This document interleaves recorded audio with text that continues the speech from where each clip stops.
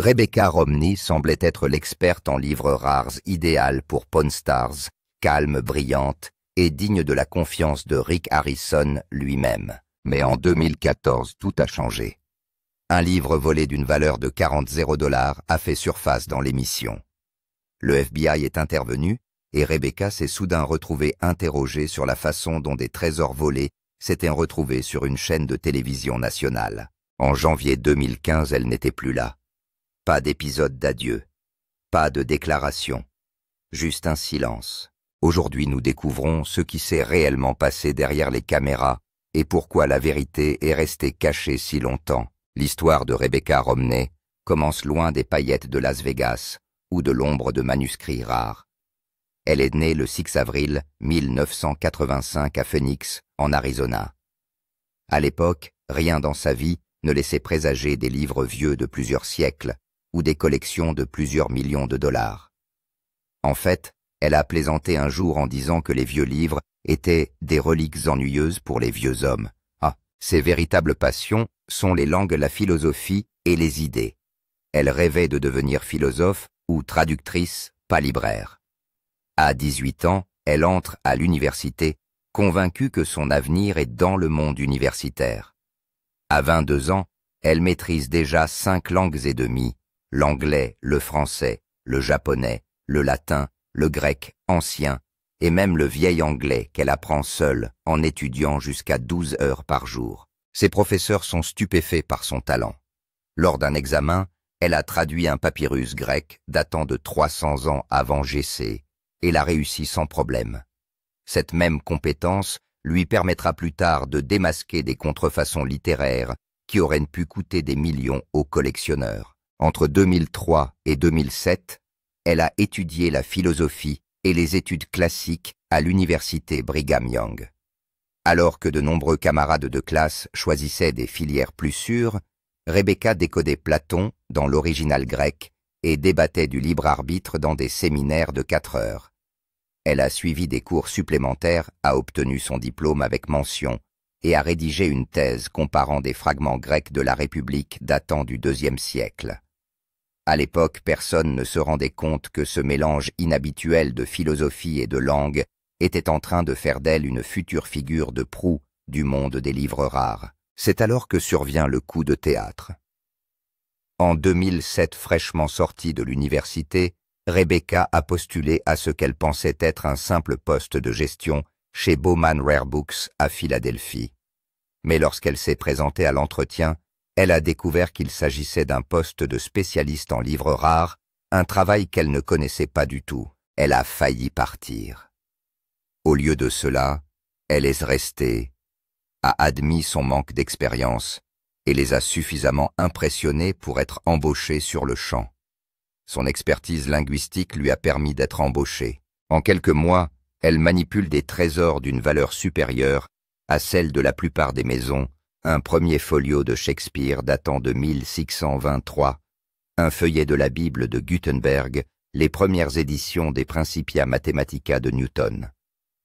Dans ce monde où une erreur peut coûter des centaines de milliers de dollars, Rebecca prospère. En 2010, 3 ans plus tard, elle est promue directrice de galerie à Las Vegas, à seulement 26 ans.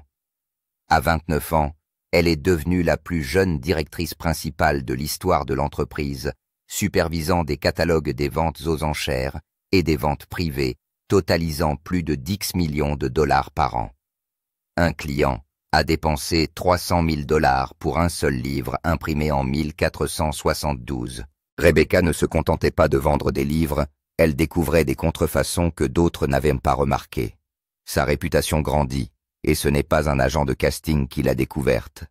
Rick Harrison savait déjà exactement qui elle était. En 2007, elle a rejoint Bowman Rare Books lorsqu'ils ont ouvert une succursale à Las Vegas. En 2010, elle dirigeait l'établissement. Rick dirigeait Gold and Silver Pond depuis 1989 et le monde des livres rares et des antiquités à Las Vegas n'était pas très développé. Leurs chemins se sont croisés lors d'événements locaux grâce à des contacts mutuels et à une obsession commune pour l'histoire. Ainsi, lorsque Rick a eu besoin de quelqu'un qui comprenait vraiment les vieux papiers, pas seulement les livres, mais aussi les documents, les signatures, l'écriture, il n'a pas demandé au producteur de trouver un expert. Il a pris le téléphone et l'a appelé. Cet appel l'a amené à participer pour la première fois à l'émission Pawn Stars en 2011, non pas en tant que personnalité de la télévision, mais en tant que personne de confiance hors caméra. Leur amitié s'est développée après le tournage. Ils ont même eu un double rendez-vous, et les fans ne se doutaient pas que l'experte calme et intelligente à l'écran n'était pas seulement un bon parti. Elle a été triée sur le volet. Lorsqu'elle est passée devant la caméra pour la première fois dans la 4e saison, le 4 avril 2011, on lui a remis une pile de documents datant de la guerre de sécession. Parmi eux, une obligation confédérée de 1861 qui pourrait valoir 50 $, s'il était réel. Elle examine la texture du papier, l'encre et même la façon dont il a été imprimé. En moins de 10 minutes, elle a découvert une fausse signature qui a fait chuter la valeur de 10 000 $ à quelques centaines de dollars. Les téléspectateurs étaient rivés à l'écran. Elle s'est exprimée avec assurance, vérifiant tranquillement les détails pendant que les caméras tournaient. À la fin de l'épisode, elle n'était plus une simple experte invitée. Elle était la dame du livre et elle a volé la vedette. Les audiences ont augmenté de 15%. À partir de ce moment-là, si le prêteur sur gage avait besoin de quelque chose en papier, de livres, de lettres, de documents historiques, c'est Rebecca qui l'appelait. Entre 2011 et 2020, elle est apparue dans une trentaine d'épisodes, les 4 premières années étant les plus actives. Au cours de cette période, elle a tout évalué de la réplique d'une lettre de Christophe Colomb, datant de 1493, d'une valeur de 20 $ à un exemplaire original de la Déclaration d'indépendance d'une valeur de 15 $. En 2013, elle a stupéfié tout le monde en authentifiant ce qui s'est avéré être des notes liées à Edgar Allan Poe, cachées à l'intérieur d'un manuscrit que l'on pensait sans valeur. Elle a même manipulé des documents relatifs à la traite des esclaves au XIXe siècle et expliqué comment attribuer une valeur à un objet si profondément lié à la douleur et à l'histoire. En 2014, elle effectuait près des 3/4 des évaluations de documents de l'exposition. Certains de ses appels étaient difficiles. Elle a un jour démystifié un faux folio de Shakespeare dont quelqu'un pensait qu'il valait 10 $. Ce qui la distinguait n'était pas seulement ce qu'elle savait, c'est la façon dont elle l'a fait. Rebecca n'a jamais élevé la voix. Elle n'a jamais eu l'air ébranlé. Elle pouvait lâcher une bombe comme révéler qu'un livre à 50 $ faisait partie d'un réseau de contrefaçon datant des années 1800, tout en donnant l'impression d'expliquer calmement ce qu'il y avait pour le déjeuner. C'est devenu son truc. Tandis que d'autres experts faisaient étalage de leur excitation, elle gardait tout son calme et sa clarté. En 2012, Chomley a failli perdre son emploi à cause d'un livre qu'il a acheté sans rien vérifier. Il a payé 500 $ pour un exemplaire signé de l'autobiographie de Charles Lindbergh, datant de 1927. Nous l'avons alors appelé Mark Lindbergh par erreur. Tout le monde dans le magasin pensait qu'il s'agissait d'un faux. Rick a même dit que si la signature n'était pas vérifiée, le prochain jour de congé de Chomley serait permanent. Rebecca Romney est intervenue à nouveau. Elle a sorti une copie vérifiée et a comparé la signature, soulignant que Lindbergh avait changé son style d'autographe au fur et à mesure qu'il devenait plus célèbre. Il s'avère que l'autographe est authentique. Elle l'a évalué à 500 $, soit le triple du prix payé par Chomley. Il s'agit non seulement d'un solide profit, mais aussi d'un moyen d'éviter à Chomley d'être licencié. Une signature minuscule a transformé un quasi-désastre en l'une de ses rares victoires. Une autre fois, quelqu'un s'est présenté avec ce qui semblait être des obligations de la guerre d'indépendance, affirmant qu'elles valaient une fortune. Mais lorsque Rebecca y regarde de plus près, la vérité est bien plus étrange. Ces armes n'étaient pas révolutionnaires. Ils étaient confédérés, et ils n'étaient pas seulement rares. Ils avaient disparu. Ces documents avaient disparu après la fin de la guerre civile en 1865. Ils étaient liés à des biens sudistes volés qui avaient été chargés sur l'USS République, un navire qui a coulé lors d'un ouragan la même année. L'épave a été découverte en 2003 et en 2005, une partie de son contenu corrodé a été récupérée. Ces obligations faisaient partie de cette histoire d'une valeur potentielle de 50 $, mais elles étaient également accompagnées d'un bagage juridique. La vente d'articles volés peut conduire le magasin devant les tribunaux. La police est intervenue. Les recherches minutieuses de Rebecca ont empêché le magasin d'acheter un article qui aurait pu donner lieu à un procès, ce qui prouve que l'histoire a parfois des conséquences. Il y a aussi eu la fois où quelqu'un a cru toucher le jackpot en achetant un premier folio de Shakespeare, datant de 1623. Des exemplaires réels de ce livre se sont vendus à des millions d'euros. L'un d'entre eux a même atteint 9,98 millions de dollars en 2020. L'exemplaire du vendeur semblait impressionnant, mais lorsque Rebecca l'a examiné, les défauts ont commencé à apparaître. Le papier ne vieillissait pas bien, l'encre semblait trop propre, et il manquait de petits défauts que les vrais livres vieux de 400 ans ont toujours. Elle pense qu'il s'agit d'un faux peut-être, inspiré du faux folio de 1619, une collection trompeuse réalisée par William Jaggard et Thomas Pavier. Même ceux-là ont de la valeur, mais celui-ci n'était pas prêt d'en avoir.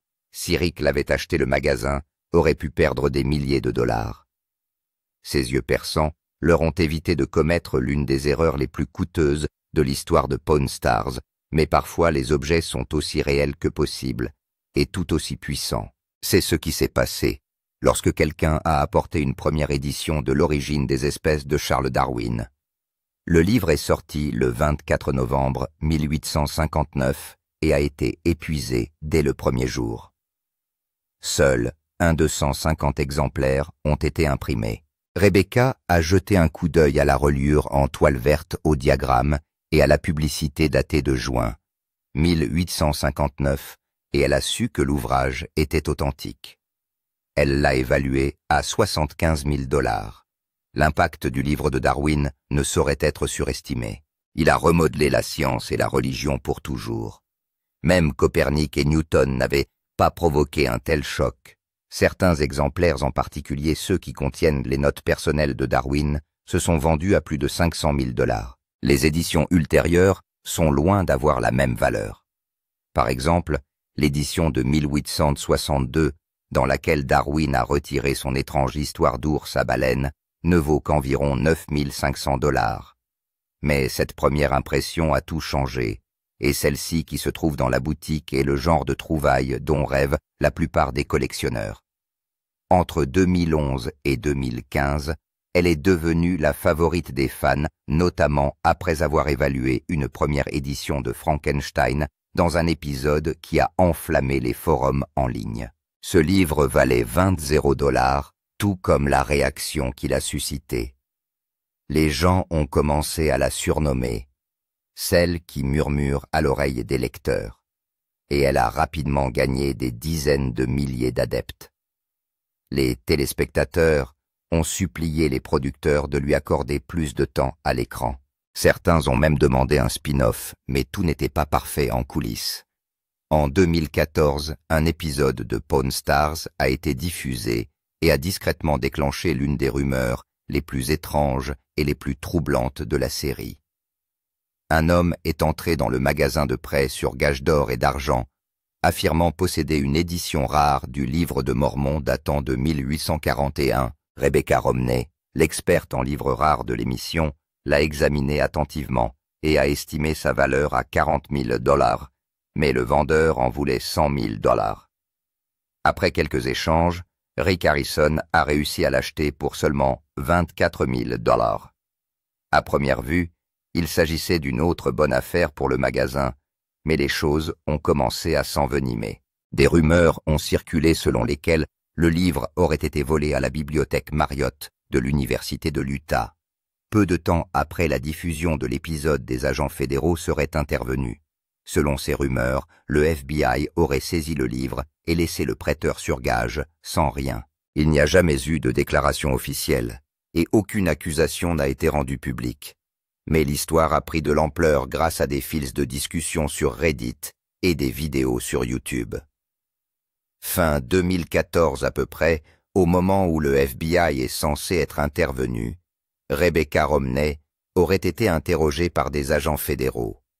Selon ses chuchotements, les agents voulaient savoir comment des livres historiques volés pouvaient être diffusés à la télévision nationale sans déclencher d'alarme. Il ne s'agit pas d'un cas isolé.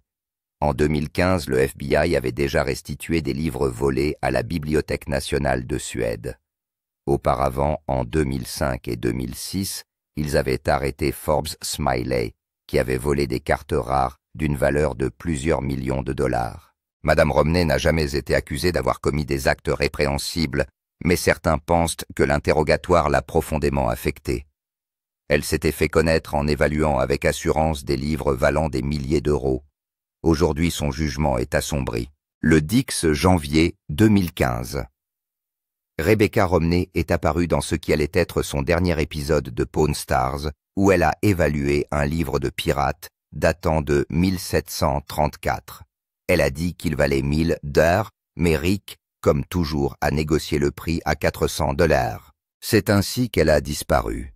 Après 4 ans dans la série et 19 épisodes, il n'y a pas eu d'adieu.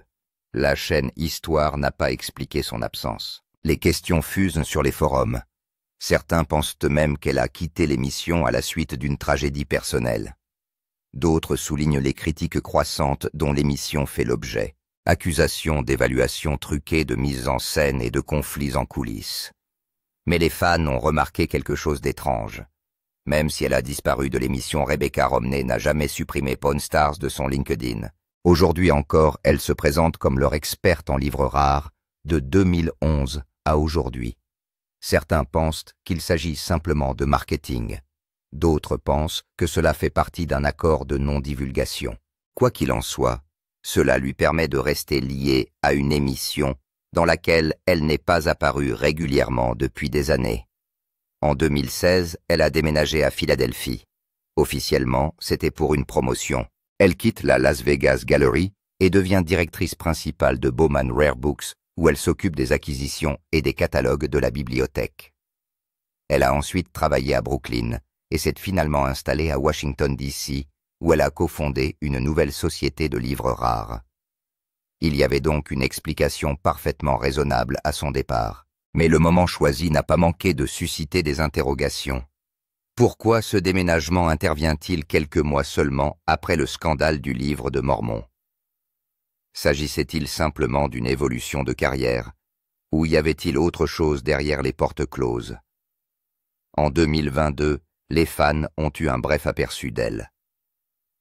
Dans un épisode spécial de Pawn Stars Do America, elle rejoint l'équipe à Washington, D.C., et a évalué un autre livre pirate. Son entente avec l'équipe n'a pas changé. Elle taquinait Chumlee. Elle plaisante avec Corey. Mais cela n'a fait que rendre sa longue disparition plus confuse. En 2016, Rebecca Romney a épousé un homme qui partageait son amour des livres, J.P. Romney, auteur et chercheur historique. Ce qui rend l'histoire encore plus inhabituelle, c'est que J.P. avait des liens familiaux avec l'un des plus grands noms de la politique américaine. Il avait un lien de parenté lointain avec Mitt Romney, l'homme qui s'est présenté à l'élection présidentielle de 2012 et qui a recueilli près de la moitié des voix du pays. Grâce à ce mariage, Rebecca s'est retrouvée vaguement liée à une dynastie comprenant l'ancien gouverneur du Michigan, George Romney, qui a exercé ses fonctions de 1963 à 1969. Mais malgré tous ces liens, elle n'a jamais rencontré Mitt Romney. Le lien était réel mais distant, plus un nom qu'une relation. À l'époque, la célébrité qu'elle avait acquise grâce à Pawn Stars était encore fraîche. Elle a participé à l'émission de 2011 à 2015, évaluant même une fois une carte rare de 1507 d'une valeur d'1 million de dollars. Mais en 2023, le mariage a pris fin. J.P. était désormais son ex-mari, et les fans ont commencé à se demander si la politique avait joué un rôle dans son parcours. Rebecca, cependant, a insisté sur le fait que son chemin dans le monde des livres rares était entièrement le sien. L'année suivant son mariage, elle et JP ont coécrit un livre qui a pris tout le monde par surprise. Printer's Error: Irreverent Stories from Book History a été publié le 14 mars 2017. Il ne s'agissait pas seulement d'une lecture légère. Au fil de ses 368 pages, le livre a mis au jour des moments étranges et oubliés de l'histoire de l'imprimerie. Des histoires de fausses copies de l'œuvre de Galilée, la guerre des droits d'auteur de Charles Dickens dans les années 1840, et même le mystère de la Bible de Gutenberg imprimée en 1455, qui n'a jamais mentionné le nom de Gutenberg. Seuls 48 exemplaires de cette Bible existent encore, chacun valant des dizaines de millions. Le livre mêle l'expertise de Rebecca dans le monde réel à celle de JP, et cela a fonctionné. Les critiques l'ont encensé, les ventes ont été fortes, et il a donné à Rebecca ce que peu de stars de la télé-réalité réussissent à faire, une voix respectée au-delà de l'écran. La même année, on se souvient encore de Rebecca pour son évaluation en 2013 dans Pawn Stars, d'un folio de Shakespeare d'une valeur de $100 000, et de JP venait de publier son propre roman The Monster on the Road is Me. Ensemble, le projet a marqué un point culminant créatif, mais il est également devenu l'une de leurs dernières collaborations publiques. Malgré la curiosité du public à l'égard de son mariage et de ses répercussions politiques, Rebecca a tracé une ligne ferme. Elle ne parle presque jamais du nom Romney.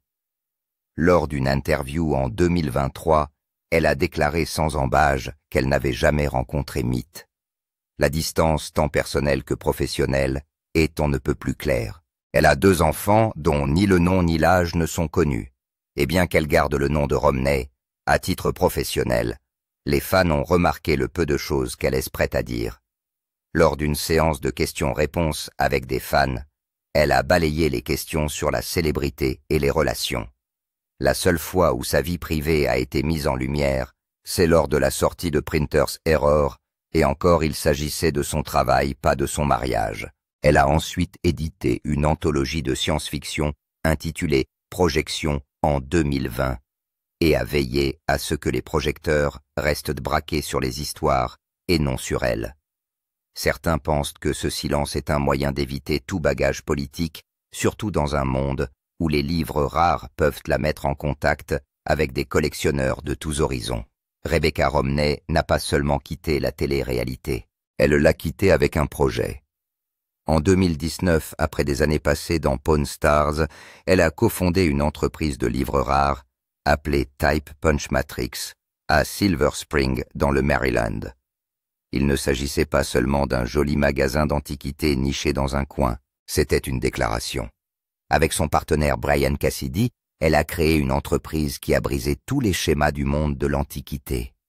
Leur inventaire n'était pas seulement cher, il était audacieux. Des folios de Shakespeare, des feuilles de la Bible de Gutenberg et des titres qui n'étaient pas seulement rares, mais radicaux. En l'espace d'un an, ils vendaient à des clients d'élite, déplaçant des pièces, valant des centaines de milliers, voire des millions d'euros.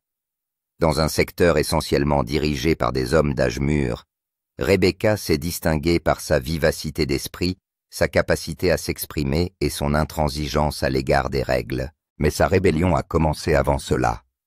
En 2017, elle crée avec Heather O'Donnell le Honey and Wax Book Collecting Prize. $1000 chaque année aux femmes de moins de 30 ans qui avaient constitué les collections de livres les plus originales et les plus surprenantes. Ils ne se souciaient pas du prix des livres. Ils se souciaient de ce qu'ils signifiaient. Un tatoueur a gagné en 2023 avec Hybrid Botanical Works. Un analyste de la sécurité nationale a gagné en 2024 avec un jeu à thème militaire. Rebecca avait remarqué quelque chose de troublant. Les femmes étaient passionnées par la collection, mais hésitaient à s'appeler elles-mêmes collectionneuses. Ce prix a changé la donne. Soutenu par Biblio et Christie's, il leur a donné de la visibilité, de la confiance et une vraie place dans le monde des livres rares. En 2025, il avait honoré 9 femmes et en avait inspiré d'innombrables autres. La même année, quelque chose d'autre a changé. Rebecca a publié Jane Austen's Bookshelf le 18 février 2025. Ce n'était pas seulement un livre, c'était une véritable bombe littéraire. Elle s'est attaquée à ce qu'elle a appelé le grand oubli, la façon dont les femmes écrivains qui ont façonné l'univers d'Austen ont été effacées de l'histoire. Frances Burney, Anne Radcliffe, Charlotte Smith. Ces femmes étaient autrefois des best-sellers, tirés à des milliers d'exemplaires. Aujourd'hui, la plupart de leurs œuvres sont épuisées. Rebecca a creusé en profondeur, révélant que seuls 10 à 15% des romans écrits par des femmes au XVIIIe siècle subsistent aujourd'hui contre 40% pour les hommes. Elle ne s'est pas contentée de nommer le problème. Elle a montré la preuve livre par livre, numéro par numéro. Et les lecteurs ont écouté. Le New York Times l'a qualifié d'incisif et d'intrépide. Le Washington Post l'a qualifié de palpitant. Le Guardian l'a qualifié d'instinctif et d'électrique. En quelques semaines, il s'est vendu à plus de 20 000 exemplaires. Ce qui a le plus choqué les gens, c'est que Rebecca a admis qu'elle n'avait jamais entendu parler de la plupart des femmes sur lesquelles elle écrivait, ni pendant ses études, ni même à l'époque où elle était marchande de livres rares. Elle avait lu les hommes Richardson Fielding, mais elle n'avait jamais lu Charlotte Lennox ou Maria Edgeworth, même si Austen l'avait fait. Cette prise de conscience l'a frappée de plein fouet. Toute son éducation avait discrètement effacé ses voix. Et si quelqu'un comme elle ne l'avait pas vue, combien d'autres ne l'avaient pas vue non plus? Elle a donc commencé à collecter des informations. En 2015, elle s'est mise à la recherche d'éditions originales des femmes qui ont façonné Austen. Evelina de Frances, Burney, 1778. Les mystères d'Udolpho de Radcliffe, 1794. Les mystères d'Udolpho de Frances, Burney, 1778. Les mystères d'Udolpho de Radcliffe, 1794. Emmeline de Charlotte Smith, datant de 1788. Il n'était pas facile de les trouver. Beaucoup ont été perdus ou considérés comme sentimentaux ou frivoles, parce qu'ils avaient été écrits par des femmes. Elle s'est rendue en avion à des ventes aux enchères, achinée dans des successions, et s'est un jour battue avec des enchérisseurs pour un exemplaire de 1759 du Quichotte féminin de Charlotte Lennox. En 2025, sa collection comptait plus de 50 livres rares, chacun étant une résurrection. Elle ne s'est pas contentée de collectionner. Elle a utilisé ces livres comme preuve. Elle a suivi le nombre de livres imprimés, le nombre de livres qui ont survécu, et la façon dont les critiques les ont traités. Elle a constaté que les livres de femmes avaient beaucoup moins de chances d'être sauvegardés, réimprimés ou enseignés dans les écoles. Bien que Radcliffe ait contribué à inspirer Poe Shelley et toute la tradition gothique, son œuvre a été exclue du canon. Frances Burney a vendu 3000 exemplaires au XVIIIe siècle, mais a disparu en 1850, et les poèmes de Charlotte Smith ont contribué à façonner la carrière de Wordsworth, mais elle est tombée dans un quasi-silence. Rebecca a utilisé ces modèles pour montrer que le sexisme n'était pas seulement présent dans les revues. Il était ancré dans la survie même de la littérature. L'histoire de Rebecca Romney ne commence pas dans une vieille bibliothèque. Tout commence sous les néons d'un prêteur sur gage de Las Vegas, où elle est apparue pour la première fois à la télévision en tant qu'experte en livres rares. Mais d'une manière ou d'une autre, ce début improbable l'a conduite dans les salles les plus exclusives de la bibliophilie américaine. L'une d'entre elles est le Grolier Club de New York. Fondée en 1884, c'est la plus ancienne et la plus élitiste des sociétés de collectionneurs de livres du pays. Seules 825 personnes dans le monde peuvent se dire membres. Et pourtant, en mai 2025, Rebecca y donnera une conférence intitulée Jane Austen's Bookshelf Collecting as Investigation. Cette discussion a commencé en 2023, lorsqu'elle est tombée par hasard sur une édition victorienne d'Evelina de Frances Burney. Ce livre a tout changé. Il l'a conduite sur la voie de la découverte des femmes qui ont inspiré Austen, mais qui ont été pour la plupart effacées du canon. Elle ne se contente pas de raconter l'histoire littéraire, elle la réécrit activement. Depuis 2015, elle est également un pilier des séminaires sur les livres anciens. Chaque année, plus d'une centaine d'aspirants vendeurs de livres rares se réunissent pour apprendre d'elle. Elle leur dit les vérités que la plupart n'entendent jamais, que le monde des livres rares n'est pas toujours pur. Elle parle ouvertement des contrefaçons de Thomas J. Wise dans les années 1930, un scandale impliquant plus de 50 fausses éditions originales qui ont trompé les experts pendant des décennies. Elle montre que collectionner n'est pas seulement posséder, c'est aussi découvrir. Ces leçons vont plus loin que la valeur marchande. Elle révèle les empreintes cachées d'auteurs oubliés par l'histoire.